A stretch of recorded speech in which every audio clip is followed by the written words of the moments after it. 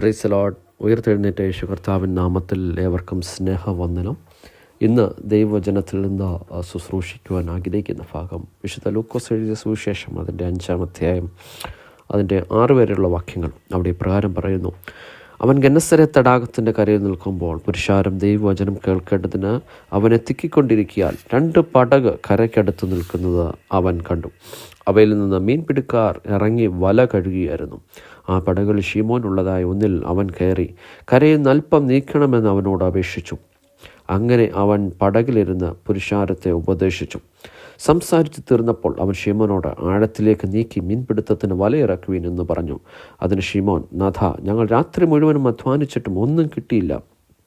എങ്കിലും നിന്റെ വാക്കിന് ഞാൻ വലയിറക്കാമെന്ന് ഉത്തരം പറഞ്ഞു. അവർ അങ്ങനെ ചെയ്തപ്പോൾ വലിയ മീൻകൂട്ടമകപ്പെട്ടു. വല കീറാറായി. അവർ മറ്റേ പടകിലുള്ള കൂട്ടാളികൾ വന്ന് സഹായിപ്പാൻ അവരെ മാടി വിളിച്ചു. ദൈവത്തിന് സ്തോത്രം. ഇവിടെ യേശു കർത്താവ് പത്രോസിൻ്റെ ജീവിതത്തിലേക്ക് എൻ്ററാകുന്നത് നമുക്ക് കാണുവാൻ സാധിക്കുന്നു. പത്രോസ് രാത്രി മുഴുവൻ അധ്വാനിച്ചിട്ടും ഒന്നും കിട്ടാത്ത അവസ്ഥയിൽ താൻ ഇറങ്ങി വല കഴുകുന്ന സാഹചര്യത്തിൽ യേശു കർത്താവ് ഇതാ ഗന്നസരത്ത് തടാകത്തിലേക്ക് എത്തുന്നു. ദൈവവചനം കേൾക്കുവാൻ അനേകർ യേശുവിൻ്റെ അടുക്കൽ കൂടുന്നു. ആ സമയത്ത് പത്രോസിൻ്റെ പടകിലേക്ക് യേശു കർത്താവ് പത്രോസിന് അനുവാദം ചോദിച്ച് പത്രോസിൻ്റെ പടകിലേക്ക് യേശു കർത്താവ് കയറുന്നു. അവിടെ ദൈവവചനം സംസാരിച്ചതിന് ശേഷം പത്രോസിനോട് പറയുന്നു: നീ പടകിൻ്റെ വലതുവശത്തേക്ക് വല വീശുക. ഹല്ലേലൂയ. ആ നിമിഷം നമുക്ക് കാണാം, ശൂന്യമായ പത്രോസിൻ്റെ പടകിനെ കർത്താവായ യേശു കർത്താവ് നിറച്ചു. അതിനുശേഷം മറ്റു പടകൾക്കും കൊടുക്കത്തക്കവണ്ണം പത്രോസിൻ്റെ അവസ്ഥ മാറി. ഹല്ലേലൂയ. എന്ന് ഞാൻ പറയട്ടെ, യേശു കർത്താവ് ജീവിതത്തിൽ എൻ്ററായി കഴിഞ്ഞാൽ അവസ്ഥകൾ മാറും. നമ്മൾ ജീവിതത്തിൽ അധ്വാനിച്ചു, നമ്മൾ നേടി, നമ്മൾ പലതും ചെയ്തു, പക്ഷേ ശൂന്യമായിരിക്കും. അധ്വാനം മാത്രമേ നടക്കുന്നുള്ളായിരിക്കും. പല കാര്യത്തിലും മിച്ചമില്ലായിരിക്കും. പലർക്കും കൊടുക്കുവാൻ നമ്മുടെ കയ്യിലില്ലായിരിക്കും. കൊടുക്കണമെന്ന് ആഗ്രഹമുണ്ട്, പക്ഷേ കൊടുക്കുവാൻ കയ്യിലില്ലായിരിക്കും. ഇങ്ങനെയുള്ള സാഹചര്യങ്ങളിലൂടെ കടന്നു പോകുന്നവരോട് ഇന്ന് ഈ ദിവസം പരിശുദ്ധാത്മാവ് ഓർപ്പിക്കുന്ന ഒരു കാര്യം ഇതാണ്: ജീവിതത്തിലേക്ക് യേശുവിനെ അനുവദിക്കുക. ഇത്രയും നാൾ സ്വന്തം പടകിൽ ഞാൻ മാത്രം കയറി അധ്വാനിച്ചു. എന്നാൽ യേശുവിൻ്റെ വാക്കിൽ പത്രോസ് തൻ്റെ വലയിറക്കിയപ്പോൾ തൻ്റെ പടക് നിറഞ്ഞു. തൻ്റെ അവസ്ഥകൾ മാറി.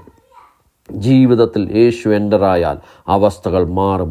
യേശു സക്കായുടെ ജീവിതത്തിൽ എൻ്ററായപ്പോൾ സക്കായുടെ ക്യാരക്ടർ മാറി. അതുവരെ എൻ്റെ എന്നുള്ള മനോഭാവത്തിൽ എല്ലാം പിടിച്ചു വാങ്ങിച്ചുകൊണ്ടിരുന്ന ഇതാ സക്കായി യേശുവിനെ കണ്ടു കഴിഞ്ഞപ്പോൾ, യേശുവിൻ്റെ സാന്നിധ്യം അറിഞ്ഞു കഴിഞ്ഞപ്പോൾ, ഇതാ ഞാൻ വല്ലതും ചതുവായി വാങ്ങിയിട്ടുണ്ടെങ്കിൽ ഇത് 4 മടങ്ങ് കൊടുക്കുന്നു എന്ന് പറഞ്ഞ് താൻ മാനസാന്തരപ്പെട്ടു.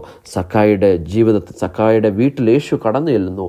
ആ ഭവനം മുഴുവൻ രക്ഷിക്കപ്പെടുന്നു. യേശു കർത്താവ് പള്ളിപ്രമാണിയുടെ മകളുടെ റൂമിലേക്ക് യേശു കർത്താവ് എൻ്ററായപ്പോൾ ഇതാ മരിച്ച മകൾ ജീവനുള്ള വ്യക്തിയായി തീർന്നു.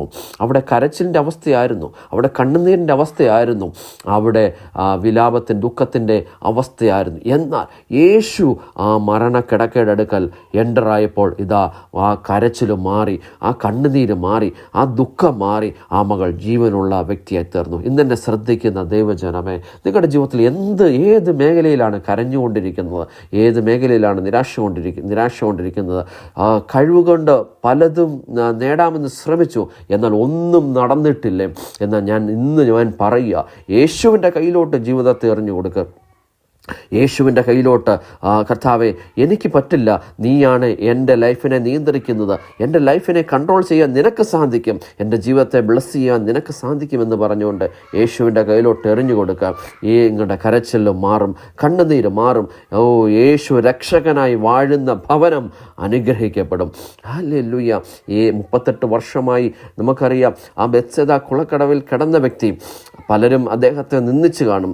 അവൻ്റെ മിടുക്കില്ലായ്മ കൊണ്ടാണ് അവന് കുളത്തിൽ കയറാൻ സാധിക്കാത്തത്. അവൻ്റെ കഴിവില്ലായ്മ കൊണ്ടാണ്. ദൂതൻ വന്ന് കുളം കലക്കുന്നുണ്ടല്ലോ, അവൻ എന്തുകൊണ്ട് പെട്ടെന്ന് ചെന്ന് ആ കുളത്തിലിറങ്ങി സൗഖ്യം പ്രാപിക്കുന്നില്ല എന്ന് അനേകർ ഒരുപക്ഷെ പറഞ്ഞു കാണും. ആ സാഹചര്യത്തിൽ ഇതാ യേശു കർത്താവ് ആ മകൻ്റെ ജീവിതത്തിലേക്ക് എൻ്ററാകുന്നു. ആ ബെത്സേദ കുളക്കടവിലേക്ക് യേശു കർത്താവ് കടന്നു വരുന്നു. യേശു കർത്താവ് ആ മകനോട് പറയുന്നു, നിനക്ക് സൗഖ്യമാകും സൗഖ്യമാകാൻ മനസ്സുണ്ടോ എന്ന് ചോദിച്ച് നിൻ്റെ കിടക്കയെടുത്ത് നടക്കുക എന്ന് പറയുന്നു. ആ നിമിഷം ആ മകൻ സൗഖ്യമാകുന്നു.